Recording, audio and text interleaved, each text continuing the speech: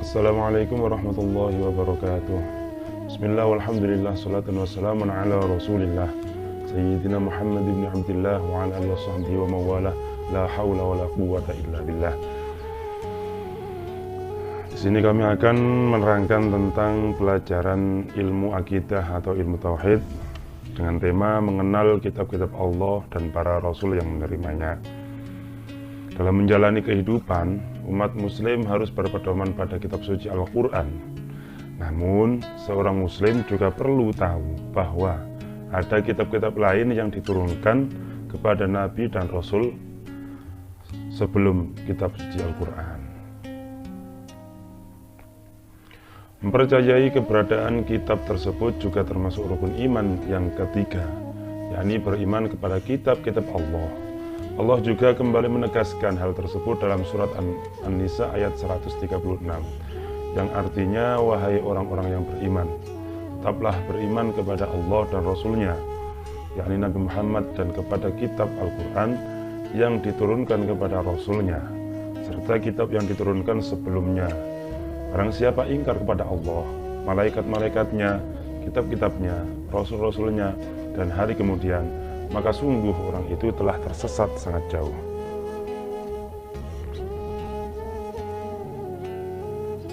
Kitab-kitab Allah turun pada masa yang berlainan, tetapi mengandung pokok ajaran yang sama, yakni ajaran tauhid atau keesaan Allah Subhanahu wa taala. Adapun kitab-kitab Allah dan Rasul yang menerimanya adalah yang pertama, yaitu kitab Taurat. Kitab Taurat ini adalah satu kitab suci yang diwahyukan Allah Subhanahu wa taala kepada Nabi Musa alaihissalam untuk menjadi petunjuk dan bimbingan bagi dirinya serta Bani Israel. Allah Subhanahu wa taala berfirman, A'udzubillahi minasyaitonirrajim, wa atayna Musa al-kitaba wa ja'alnahu hudan li bani Israil alla tattakhidhu min duni wakila.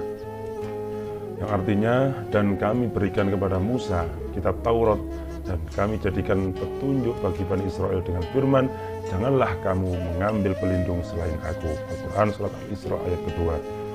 Dikutip dari buku Pendidikan Agama Islam dan Budi Pekerti oleh Mustahdi dan Mustaqim tahun 2014. Taurat merupakan salah satu dari 3 komponen, yakni Torah, Nabin, dan Khatubin, yang terdapat di dalam kitab suci agama Yahudi yang disebut Biblia atau Alkitab.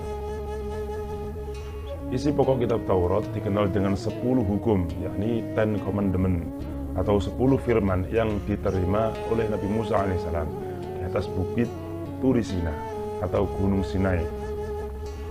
10 hukum tersebut berisi asas-asas keyakinan, akidah, dan asas-asas keyakinan atau kebaktian atau syariah. Dan kitab suci yang kedua yaitu kitab Zabur. Kitab Zabur ini diturunkan kepada Bani Israel melalui Nabi Daud alaihissalam. Dalam bahasa Ibrani, Zabur juga disebut Mizmar, yaitu nyanyian rohani yang dianggap suci. Kitab Zabur berisi kumpulan ayat-ayat yang dianggap suci. Ada 150 surat dalam kitab Zabur yang tidak mengandung hukum, tapi hanya berisi nasihat-nasihat, hikmah, pujian, dan sanjungan kepada Allah Subhanahu wa taala. Secara garis besar, nyanyian rohani yang diselanggungkan oleh Nabi Daud alaihissalam dalam kitab Zabur terdiri atas 1. Nyanyian untuk memuji Tuhan atau liturgi. 2. Nyanyian perorangan sebagai ucapan syukur. Yang ketiga, ratapan-ratapan jamaah. 4. Ratapan dan doa individu. Serta yang kelima, nyanyian untuk raja. Kitab suci yang ketiga adalah kitab Injil. Kitab Injil adalah kitab suci Allah yang diwahyukan kepada Nabi Isa alaihi salam sebagai petunjuk dan cahaya penerang bagi umat manusia.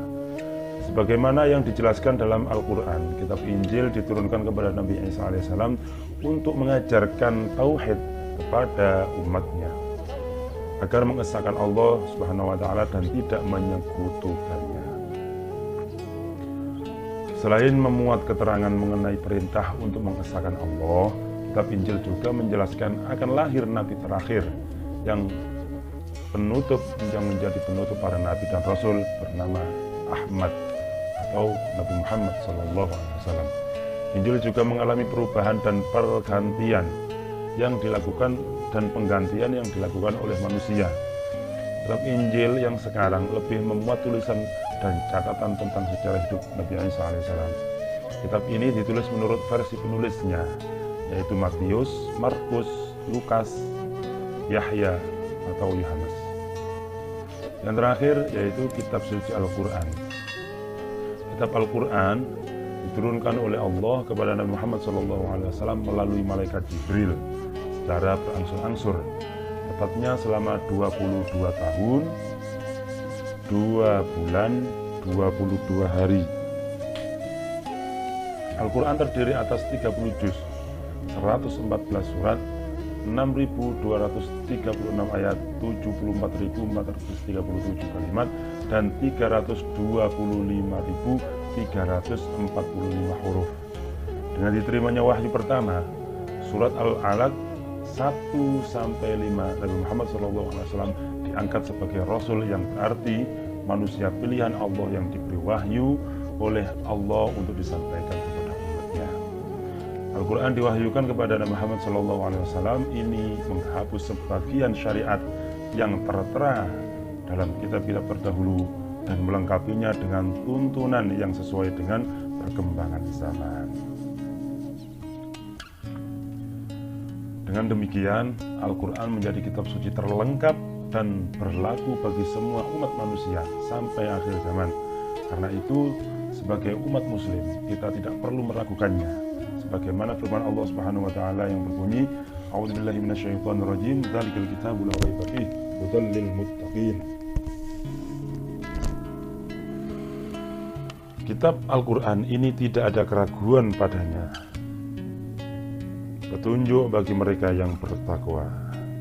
Demikian yang dapat kami jelaskan. Apabila ada penjelasan atau perkataan yang kurang sesuai dengan apa yang diharapkan, kami mohon maaf yang sebesar-besarnya. Akhiri, Allahumma muwaffiq ila aqwamit thoriq. Wassalamualaikum warahmatullahi wabarakatuh.